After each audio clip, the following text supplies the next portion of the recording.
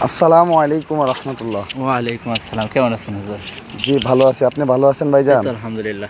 Cycle নিয়ে আসলে এই মাঠের মধ্যে আসলে আমি অনেক দূর থেকে এসেছি, তো আমি জানতাম না যেখানে এত বড় আয়োজন করা হয়েছে। শুনেছি, অ্যাড্রেস নিয়ে এসেছি, তো আসলে এটা একটা সত্য ঘটনা দেখলাম, উপলব্ধ করলাম।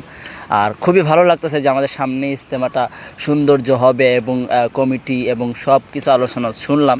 আসলে এটা একটা ভালো লাগার বিষয় যে আমরা গর্বে বলতে পারবো যে আমরা সুন্নি আহলে সুন্নাত ওয়াল জামাতেরও একটা ঐক্য একটা হতে যাচ্ছে বা হচ্ছে, এটাই হচ্ছে। আর আলহামদুলিল্লাহ সাইকেল নিয়ে আসছি অনেক দূর থেকে।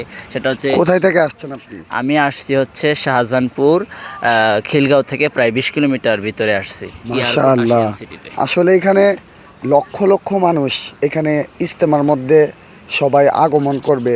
আপনাকে আমি একটা দাওয়াত দেই, সেটা হচ্ছে এই মাসের 19, 20, 21 বৃহস্পতি, শুক্র, শনি 3 দিনের সুন্নাত বাড়া ইজতেমা হবে।